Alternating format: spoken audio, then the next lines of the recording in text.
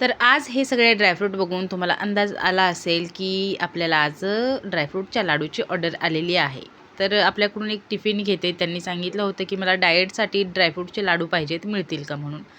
तर मी त्यांनासुद्धा हां म्हणून सांगितलं. तर त्यांनी पहिल्यांदा सांगितलं की मला सूट होत आहेत का, व्यवस्थित पचत आहेत का हे बघण्यासाठी अर्धा किलो द्या आणि आवडले तर मी तुम्हाला नंतर आणि ऑर्डर देईलच म्हणून. तर त्यांच्यासाठी अर्धा किलो आणि आमचा दादा आला होता पिल्लूच्या बड्डेसाठी, त्याच्यासाठी अर्धा किलो असे मिळून 1 किलो लाडू बनवले होते. बऱ्याच वेळेला नाही का ड्रायफ्रूटच्या लाडूमध्ये खजुरीचं प्रमाण जास्त असतं आणि ते लाडू खाल्ले ना की काही वेळेला आपले दात नाही का ठसठस करायला लागतात. त्याच्यामुळे मी खजूरचा जरा कमीच वापर केलेला आहे. तर असो, सगळे ड्रायफ्रूट छान तुपामध्ये भाजून घेतले, खोबरंसुद्धा तुपामध्ये भाजून घेतलं. खोबऱ्याचा वापर मी जरासा जास्त केलेला आहे. मगज बी, पंपकिन सीड्स, खसखस आणि आपलं अळीव ते मी ड्राय रोस्ट केलेलं आहे, म्हणजे त्याच्यामध्ये तूप टाकलेलं नाही.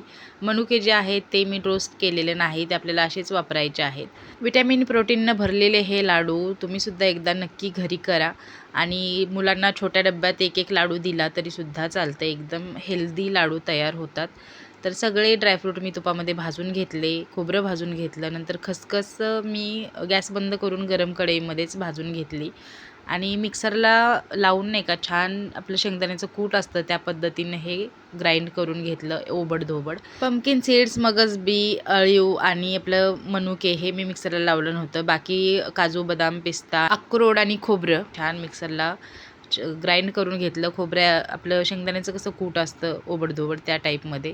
इथं खजूरच्या बिया काढून घेतलेल्या आहेत आणि माझ्याकडे फॉमॅटोचं ग्राइंडर आहे, त्याच्यामध्ये टाकली मी आणि छान ग्राइंड करून घेतलं.